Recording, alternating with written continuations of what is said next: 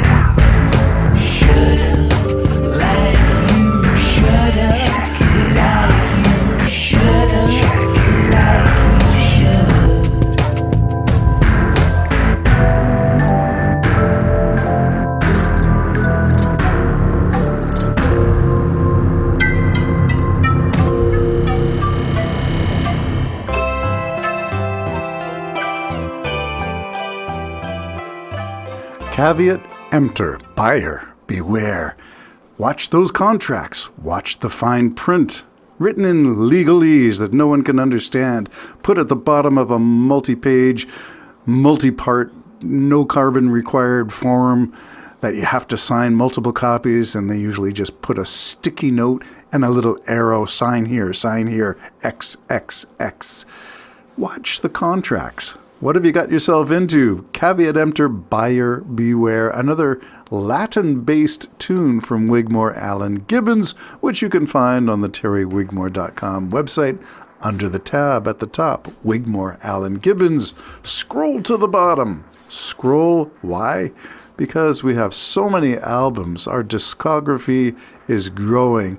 We've nearly got 2 completed, produced albums on the Wigmore Allen Gibbons website.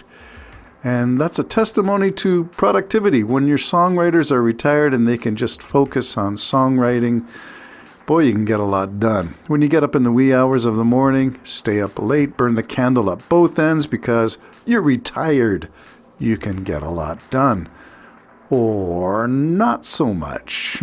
Sometimes life gets in the way of what you intend and what you want to do. Caveat emptor is just a common phrase that we take for granted, but it's there everywhere. Everywhere from your cell phone contracts to your oil and gas supplier, whether you're using home heating fuel of gas type, propane type, or you have a furnace that burns oil or wood burning. All of these things, you used to have to estimate how much wood would you need. If a woodchuck could chuck wood, how much would you need for your heating season using a wood-burning stove? I used to buy it by the cord and used to have 3 cords when my home was primarily heated by a wood-burning stove. Airtight. Casts a lot of heat, but it's dry. Yeah, I've sort of gone away from that now, partly because burning fossil fuels of any sort is something I don't want to participate in. Looking at other alternatives to my traditional home heating oil, which is an antiquated system, but it's efficient. I think my nozzle capacity is over 99 point something percent efficiency. So it's burning well but it's burning and it's carbon-based, and I don't want to participate in that. So what are my choices? Caveat emptor, buyer beware. Are you going to go with the latest heat pump technology? Claims to be able to do a Canadian winter, minus 35 C, minus 40. Well, buyer beware. Check out all the data before you purchase. And the same with EVs. Check out all the data. Should you go with, what's the Tesla battery? Jeez, I forget. Lithium ion, I think. Should we go with lithium ion? What's the toxic byproducts of lithium ion extraction? And does Canada have, yes, we do have a supply of lithium, but should we go to something else? What about the hydrogen fuel, where you basically are burning hydrogen, the byproduct of which is water, which drips out the tailpipe? Is there not a better way of doing things? Caveat emptor, buyer beware, but start. My principle is start where you are, because doing something is always better than doing nothing. All things being equal, we talked about in the previous podcast. This one is talking about, have some caution. It is a cautionary tale. Buyer beware. Knowing what you can, finding out all the information that you can before you have to make a decision. That way you have some confidence when you sign on the dotted line.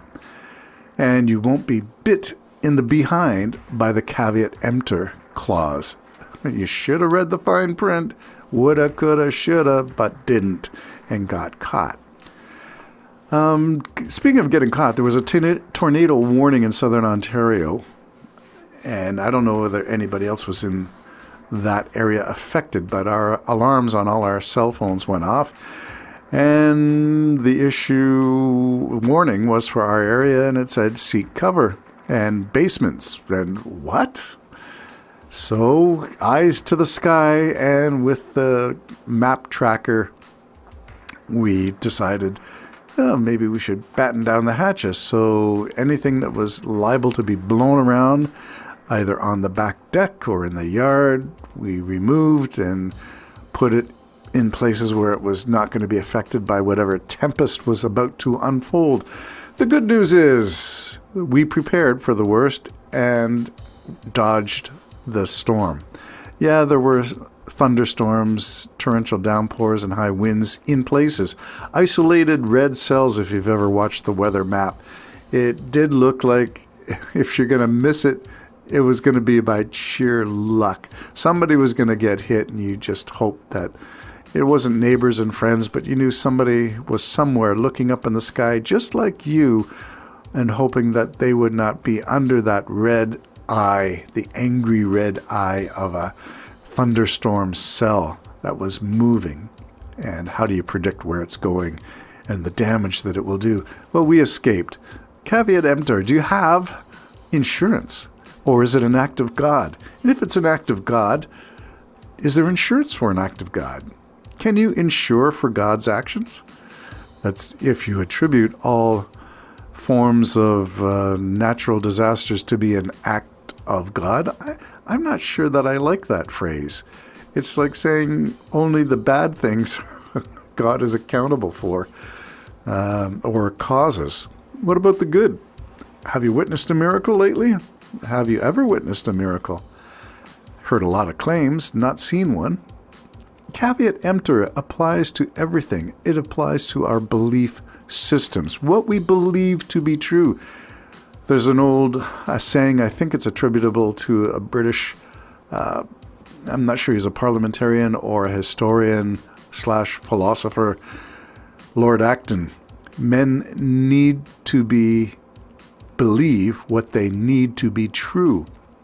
In other words, we choose what we're going to believe to be true because that's what we need. We need to believe that our political beliefs are the best and true. We need to believe that so-and-so would never betray our trust. We need to believe, and we act on faith on all of these things. It's almost like ceteris paribus, all things being equal. But all things are not equal. And caveat emptor becomes our fallback position, which is be prepared as much as you can. Know what you can, know the limits of what you can, know the boundaries of it, and poke around the outside of the peripheral of what you believe to be true and see if there are gaps in your knowledge. We used to call this thing in education a gap analysis, where you assume that a student moved to your class with a certain bit of knowledge. We call it prior learning, but you find that not all kids, especially ones from disadvantaged homes, have what you thought they had in terms of knowledge. They didn't have parents to support them doing homework. They didn't have siblings that were encouraging. They were constantly under, not quite attacked, but perhaps verbally maligned, picked on, bullied, disadvantaged in economic ways, in nutritional ways too, which takes me to policies again. What's good for kids is good for everybody. You make a kid a happy kid in the classroom, you got a kid who's a learner, actively engaged. And I think that's important. What policies would support a kid in school who's nutritionally challenged? In other words, didn't get breakfast because there was no food at home. Went off to, I don't know how they meet their needs. But if school can supply breakfast or lunch, why shouldn't they? And would it not be good for everybody? There's a principle in special education, necessary for some, good for all. I'm talking about best practices in the classroom. Some kids have learning needs that are very easily identified, and you teach using strategies or scaffolding their learning so that they build upon knowledge. And if you help the one who's challenged in this way, your methodology of delivering curriculum would be astoundingly more productive for everybody. Good pedagogy is good pedagogy, and the way you approach it is by identifying the learning needs. If you are the teacher, that's what you do. If you are the student and you're an adult learner, what do? Do you be in charge of your own learning? Are you a lifelong learner? Can you identify your own learning needs? How do you learn best? And how can you avoid falling into traps where the fine print at the bottom of a multi-page contract, which simply says sign here with an X, and you did, caveat emptor, buyer beware. Life is full of these traps. Best to be prepared if you can. Bye-bye for now.